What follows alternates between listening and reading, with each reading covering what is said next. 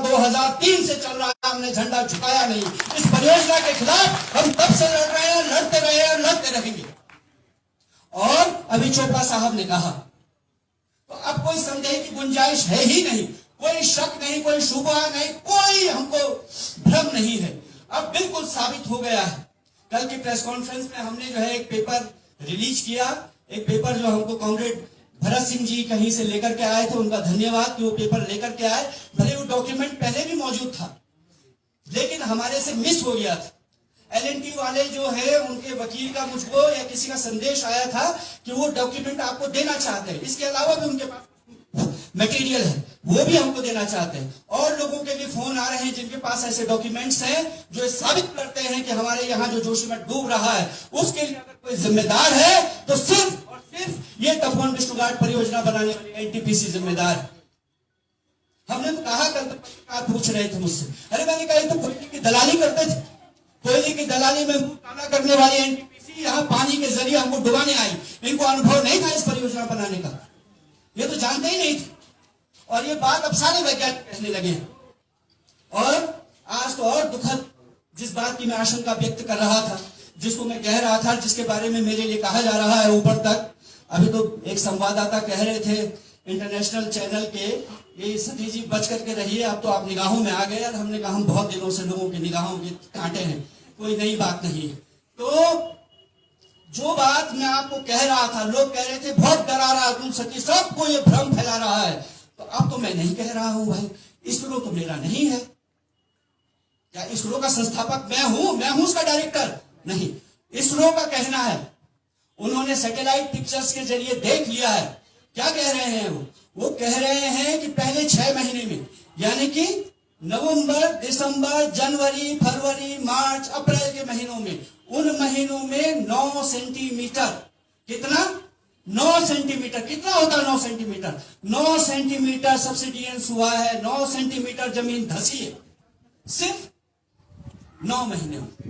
और उसके बाद वो गिनते हैं ये वाले महीने, जनवरी, दिसंबर वाला, जिसमें दिसंबर 27 तारीख से और जनवरी की 4 तारीख तक या 8 तारीख तक, ये 12 दिनों में वो कह रहे हैं सब्सिडियंस हुआ है 5.4 सेंटीमीटर, यानी कि 5.4 सेंटीमीटर आपकी जमीन नीचे धसक गई। तो अब टोटल गिनिए आप कितना हो गया, 9 सेंटीमीटर 5, 14 सेंटीमीटर जमीन नीचे आ गई है। अब जो 14 सेंटीमीटर जमीन नीचे चली गई है तो बचेगा क्या? कल मैं और चोपड़ा साहब, मैं आपको दिखाने गया था इसलिए कि हम लोगों को संदेह था कि भाई 40% कह रहे हैं, वो 40% है कौन सा? तो मैंने आपसे कहा कि मेरा अंदाजा जो है, जो मैं देख के आया हूं, जो मैं समझ रहा हूं, कम से कम आपके जरिए मैं उसको कंफर्म करवा लूं, क्योंकि आपका अनुभव लंबा है। आप, मेरी दाढ़ी तो काली, आपकी सफेद है, तो आपको ज्यादा पता होगा। तो मैं आपको लेकर के गया और हमने वो सिंहधार वाला इलाका दिखाया, मारवाड़ी आप खुद देख करके आए। फिर मैं आपको ले गया हूं यहाँ मनोहर बाग में। तो मैंने कहा कि मेरा जो अनुमान है, जो मैं पिछले इतने महीनों से अनुमान लगा रहा हूं, यहाँ तो नहीं है, यहाँ क्या है, वहां क्या है, रविग्राम में क्या है, तो बहुत सारी चीजें मैं लिख भी रहा हूं, लेकिन कुछ चीजें दिल में भी रखनी पड़ती हैं। लेकिन कल मैंने उनसे कहा कि अब ये बहुत हो गया है, तो आप आ गए हैं, तो आप थोड़ा इसको कंफर्म कर लीजिए। तो आपको लेकर के मैं गया, तो आपने इस बात को भी कंफर्म किया कि वो जो इलाका है, यानी कि आपका मनोहर बाग से लेकर के और नीचे जेपी कंपनी के नीचे तक का वाला इलाका, जिसको जो है हमारे जो सेक्रेटरी साहब हैं उत्तराखंड के, उन्होंने जिसको कहा 300 मीटर लैंड, जबकि 300 का स्क्वायर वो एरिया का माप होता नहीं है, लेकिन उन्होंने कहा 300 मीटर लैंड का उनको खतरा है। तो वो जमीन ऊपर से लेकर के नीचे तक, वो पूरा जो हिस्सा है जहां मलारी इन और ये सब आ रहा है, उसकी हमने संभावना व्यक्त की। शाम को आपने एक जियोलॉजिस्ट को भेजा है और वो जाकर के गए हैं वहां, उन्होंने नापा है, तो वो जो लैंड है वो 300 मीटर नहीं है, वो है 1.5 किलोमीटर। और अब हम उस ऊपर से लेकर के नीचे वाली जो ढलान है हमारी, उसको नापें तो वो भी लगभग 1.5 किलोमीटर आता है। तो इट मीन्स, इसका मतलब है 1.5 इंटू 1.5 किलोमीटर स्क्वायर का जो एरिया है वो खतरे में है, डेंजर में है। समझ लीजिए आप एक बात। लेकिन रविग्राम वाला जो हिस्सा है उसके बारे में वो जियोलॉजिस्ट कह चुकी हैं, वाडिया वाली, उन्होंने कहा है कि रविग्राम वाला हिस्सा क्या है, वो 80 मिलीमीटर पर ईयर खिसक रहा है। तो अब वो पर ईयर खिसक रहा है तो कितने साल से खिसक रहा है, उसका सब्सिडियंस कितना है, उसका भूधसाव कितना है, ये अभी हमको नहीं पता। लेकिन जो ये इसरो वाला आंकड़ा आया है, इसने जो है किसी पर्टिकुलर एरिया के लिए नहीं कहा है, इसने कहा है all of Joshimath, 100% of Joshimath is going down, पूरा का पूरा जा रहा है, उसका ये कहना है इसरो वाले का। तब मैंने आज का फेसबुक पोस्ट लिखा है, आप लोगों ने सबने देखा होगा। हमने कहा कि ये बात बिल्कुल साबित हो गई। हमारे पास अभी जो हमने एक डॉक्यूमेंट दिया, उसके अलावा अन्य डॉक्यूमेंट आ रहे हैं, इनसे ये साबित हो गया है कि एनटीपीसी की जो परियोजना है वो जोशीमठ की बर्बादी, तबाही के लिए जिम्मेदार है, इस ऐतिहासिक सांस्कृतिक नगर की तबाही के लिए जिम्मेदार है। और क्योंकि उन्होंने न सिर्फ जोशीमठ के लोगों का नुकसान किया है, ये पूरी दुनिया की धरोहर थी जोशीमठ, ये केवल हमारा जोशीमठ नहीं था, पूरी दुनिया की धरोहर थी, एक शान थी। इस शान को, इस ऐतिहासिक धरोहर को निपटाने के लिए, इसको बर्बाद करने के लिए एनटीपीसी को जिम्मेदार ठहराया जाना चाहिए और इनको जिम्मेदार ठहरा के इनके ऊपर जुर्माना लगाना चाहिए। जुर्माना कितना होगा? हमने कहा जुर्माना होगा जो इनकी टोटल प्रोजेक्ट की कॉस्ट है, जो पहले कितनी थी 3200 करोड़, 3200 करोड़ रुपया से शुरू हुआ था प्रोजेक्ट, और आज इसकी टोटल कॉस्ट लगभग 10,000 करोड़ से ऊपर जा चुकी है। तो हमने कहा जुर्माना कितना होगा? 10,000 का दुगना, 20,000 करोड़ रुपए का इस पे जुर्माना लगे, ठीक है। और 20,000 करोड़ का मतलब क्या हो गया? 20,000 करोड़ रुपए किसको जाएगा? जोशीमठ की जनता को दिया जाए, क्योंकि हमारा धरती, हमारा रोजगार, हमारा सब कुछ जा रहा है। इसलिए जोशीमठ के हर नागरिक को, एक एक आदमी के प्रति जिम्मेदार है, हर नागरिक को उसमें से पैसा दिया जाए, लगभग 1 करोड़ रुपया हर व्यक्ति को दिया जाए, परिवार को नहीं, एक एक आदमी को। जो जोशीमठ का नागरिक है, जो जोशीमठ का आदमी है, उस प्रत्येक व्यक्ति के, प्रत्येक आदमी को, चाहे वो बच्चा है, जवान है, सबके प्रति वो जिम्मेदार है। पूरे के पूरे जोशीमठ के 20,000 लोगों को 1 करोड़ रुपए देने की जिम्मेदारी दी जाए एनटीपीसी को, ये जुर्माना उनके ऊपर लगना चाहिए। अब ये लड़ाई यहां चली गई है। उसके अलावा मैं कह रहा हूं कि सरकार हमारे लिए घर, मकान, मेरी जमीन के बदले जमीन, मकान के बदले मकान, और नए जोशीमठ का निर्माण, नव निर्माण, जैसे आपने नई टिहरी बसाई, वहां जैसे मंदिर बनाया, ये बनाया, जो जोशीमठ में है वैसा का वैसा जोशीमठ हमको बना करके दो, उसमें मेरा जैसा मकान है वैसा बना के दो, जैसी मेरी जमीन है वैसी जमीन बना करके दो, ये हम कह रहे हैं। तीसरी बात हम कह रहे हैं, हमारी जो जमीन है, उस जमीन को 1962 के युद्ध के बाद आर्मी ने एक्वायर किया, राकेश भाई किया, कब्जा किया, हमको पैसा नहीं मिला आज तक। हम कह रहे हैं क्योंकि हमारी जमीन समझी जाने वाली है, तब तुमको वो जमीन थी ही नहीं। हम कह रहे हैं कि इसका फैसला होने से पहले हमारी जो सेना के पास जमीन गई है, अन्य जगहों पर जमीन गई है, उस जमीन का पैसा भी मैं ब्याज सहित हमको दिया जाए, पहले वो पेमेंट होना चाहिए। क्यों? क्योंकि हमने जमीन दी है, कल के दिन तुम कहोगे जमीन तो तुम्हारी नदी में चली गई, नहीं। हम कह रहे हैं कि जो आर्मी के पास हमारी जमीन है, जो जमीन कब्जाई गई है, उस जमीन का पूरा भुगतान हमें किया जाए। तीसरी बात हम कह रहे हैं कि अब जो है ये धामी सामी के बस का मामला नहीं है, उनके हाथ से बात निकल चुकी है। 14 महीने हम इनके भरोसे बैठे रहे, इनके दरवाजे पर गए, इनके घर पर गए, जहां जहां बुलाया वहां हम नाक रगड़ने गए कि साहब ये देख लो, ये होने वाला है, ये हो रहा है। मेरी फेसबुक पोस्ट देखिए, लगातार 14 महीने से लोगों ने मुझे पागल कहा, लोगों ने कहा कि क्या लगा रहता है, भूस्खलन भूस्खलन बोलता रहता है। आज वो नौबत आ गई है, और ये 14 महीने नहीं है, 2003 से मैं चिल्लाता रहा हूं, बोलता रहा हूं, कहता रहा हूं। गंगाधर नौटियाल जी यहाँ हैं, आपको याद होगा श्रीनगर में सम्मेलन में वहां भी मैंने ये बात कही थी। याद होगा आपको कि अभी फरवरी के महीने में पौड़ी के अंदर उमेश डोभाल स्मृति समारोह हो रहा था, मैं वहां गया और मैंने जोशीमठ की बात कही कि हमारा जोशीमठ डूबने वाला है। ये आज की बात नहीं कर रहा हूं, मैं ये नहीं कह रहा हूं कि केवल मैंने जोशीमठ में ये बात कही, मैंने पौड़ी जाकर के उमेश डोभाल स्मृति समारोह में जाकर के ये बात कही। मेरे को 5 मिनट का समय मिला, उस 5 मिनट में भी मैंने यही बात कही। मैं अल्मोड़ा गया, अल्मोड़ा में मैंने कहा कि हमारा जोशीमठ डूब रहा है। मैं बंगाल गया, मैंने बंगाल में कहा कि हमारा जोशीमठ खतरे में है। मैं वहां महाराष्ट्र गया, सेवाग्राम में एक सम्मेलन में, वहां मैंने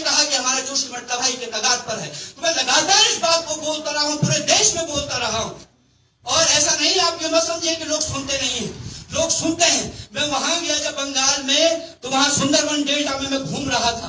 वहां के मछुआरों के बीच में जब मैं बैठा था, उन्होंने कहा अच्छा वही जहां हेलन की महिला का घास छीना गया?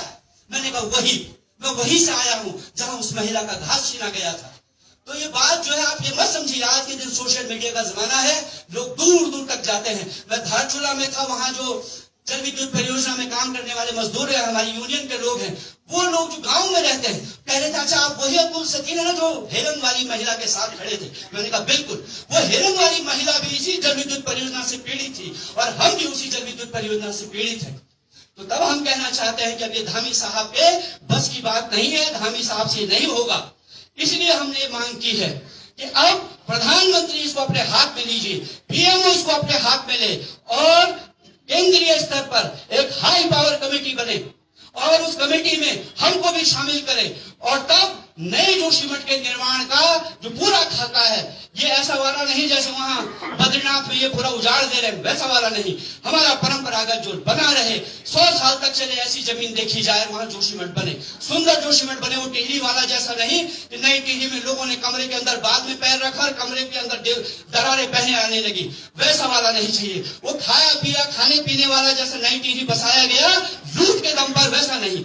जोशीमठ बसेगा तो ईमानदारी से बसे, अच्छे से बसे और हमारी जो स्थानीय तकनीक है, हमारी जो स्थानीय शिल्प है, उसकी तरह बसे, सुंदर जोशीमठ बसे, इसकी हम मांग करते हैं। तो ये बातें हम लोग कह रहे हैं और अब ये लड़ाई यहाँ चली गई है। इस लड़ाई को जब तक हम हासिल नहीं करेंगे, जीत नहीं लेंगे, इनको हम ले आए हैं यहाँ तक।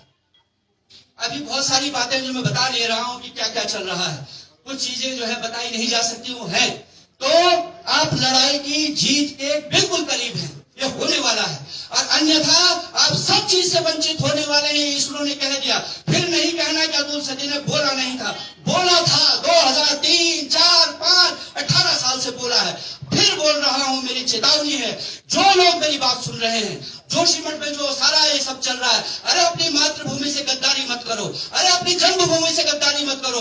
इस जग में तुम भी आने वाले हैं, हम डूब रहे हैं तो तुम बचने वाले नहीं हो। पार्टी के जो झंडे पकड़े हुए हो, तुम्हारा पार्टी का झंडा तुमको बचाएगा नहीं। वो धरती अगर मेरे नीचे से खिसक रही है तो तुम्हारे नीचे से भी खिसक रही है। अरे बकवास मत करो, बदमाशी मत करो, ये गद्दारी मत करो। मैं फिर कह रहा हूं तुमसे, तुम अपने देश के साथ, अपनी धरती के साथ गद्दारी कर रहे हो। ये देखिए बयान आ गया है, किसका बयान आया है? आर्मी के जनरल का बयान आया है। पढ़ा आप लोगों ने? क्या कह रहे हैं आर्मी के जनरल? आर्मी का जनरल तब बयान देता है जब स्थिति बहुत बहुत बहुत खराब हो जाती है। आर्मी के जनरल ने कहा है हम अपनी सेना को फिलहाल शिफ्ट नहीं कर रहे हैं, लेकिन सोच रहे हैं। मैंने बीबीसी वाले से कहा, मैंने कहा भाई साहब ये जो लिखा है इसको मत पढ़ो, बिटवीन द लाइन्स पढ़ो, ये कह क्या रहा है, स्थिति बहुत चिंताजनक है। इसलिए मैं आपसे कह रहा हूं, दिल पर हाथ रख के कह रहा हूं, मेरा कोई और इरादा नहीं है। आप जानते हैं, मेरी राजनीति को भी जानते हैं, मुझे भी जानते हैं, कितना क्या सब जानते हैं। इसलिए मैं आपका बच्चा, आपका घर का आदमी होकर के आपको बिल्कुल सही सलाह दे रहा हूं। इस जगह को मैंने कहा है, एक बार हमने चिपको किया, किसके लिए? पेड़ बचाने के लिए। आपका चिपको धरती बचाने के लिए। ये धरती तब तक नहीं छोड़नी है जब तक हमारा फैसला नहीं होता, तब तक हम इस धरती से चिपके रहेंगे। ये धरती का चिपको है, धरती बचाने का चिपको है, ये तब तक नहीं छोड़ना है जब तक ये न हो जाए। बाकी लोग भी जो आ रहे हैं, मैं फिर कह रहा हूं, हमको तुम्हारा कंबल, तुम्हारा राशन, तुम्हारा चावल, तुम्हारा कट्टा, तुम्हारा घी, तुम्हारा टेंट, तुम्हारा कंबल, तुम्हारा जैकेट कुछ नहीं चाहिए। हम उसके भिखारी नहीं हैं, हमको हमारा हक चाहिए। अरे संस्था वालों, हम तुमसे भी कह रहे हैं, हमको इस तरह भीख की लाइन में मत खड़ा करो। हम लोग स्वाभिमानी लोग हैं। जोशीमठ के लोग 90 के दशक तक नौकरी भी नहीं करते थे। हम लोगों ने खुद कमाया, खुद खाया है। इस जमीन में हमको सब कुछ दिया, राजमा दिया, आलू दिया, सेब दिया, क्या नहीं दिया? कोदा झकोरा से लेके क्या क्या नहीं होता था, आज मेरे ही में होता था। तो इसलिए मैं कह रहा हूं, अपना स्वाभिमान मत त्यागो, अपने स्वाभिमान के साथ खड़े रहो और तब तक लड़ो जब तक ये हासिल नहीं करते। तो अब मैं जो हूं, ये माइक इनको दे रहा हूं, कमल रतोड़ी। अरे भाई, हेलो भाई साहब, यहाँ दूसरा चला प्लीज, ये बहुत सीरियस मैटर है, डोंट डू दिस प्लीज। अभी नहीं, अभी नहीं, अभी नहीं, बाद में। अरे रखना ना भी जरूरत नहीं, हम रखने वाले हैं। अरे भाई डिस्टर्ब मत करो प्लीज, समझो बात को, प्लीज प्लीज प्लीज। अरे ठीक है, प्लीज मत करो ये, प्लीज प्लीज कह रहे हैं आपको, कृपया। स्थिति बहुत समझ नहीं रहे आप, पूरा शहर जा रहा है, बदतमीजी मत करो यहाँ, प्लीज प्लीज मत कीजिए अभी, please please please please please don't do this, please please. फिर तो अब मैंने ये सारी बात कह दी है, आपको बिना दी है, इस बात को पकड़ लो। और ये जो साथी लोग आए हैं हमारे समर्थन में आए हैं, हम इनसे भी निवेदन कर रहे हैं, आप हमारा समर्थन करने आए हैं, हम आपका स्वागत करते हैं, लेकिन हमारा ही समर्थन करें प्लीज, ये भी मेरा आपसे निवेदन है। ये जो भी झंडा नहीं है यहाँ, डंडा नहीं है यहाँ केवल एक ही झंडा है, जोशीमठ का झंडा, जोशीमठ को बचाने का झंडा, दूसरा झंडा नहीं है। ये जोशीमठ का ही एजेंडा है, जोशीमठ ही का झंडा है, प्लीज दूसरी बात न करें, ये मैं कहने आया हूँ। आप सब लोग यहाँ आए हैं, समर्थन देने आए हैं, आप सबका ये सबका सवाल है, देखिए आपके बाल बच्चों का सवाल है, इसलिए कह रहा हूँ इस लड़ाई को बहुत गंभीरता से, धैर्य से, ठंडे दिमाग से लड़ने की जरूरत है। बाकी मैं गर्मी दिखाता रहता हूँ, अलग चीज है। तो इस बात के साथ कि आप इस पर मनन करेंगे, घर जाएंगे, अपने आस पड़ोस में सबसे कहेंगे। आप सबका धन्यवाद, साथियों का समर्थन के लिए आने के लिए बहुत बहुत धन्यवाद। इनकलाब जिंदाबाद, आवाज दो, आवाज दो, इनकलाब जिंदाबाद, इनकलाब जिंदाबाद।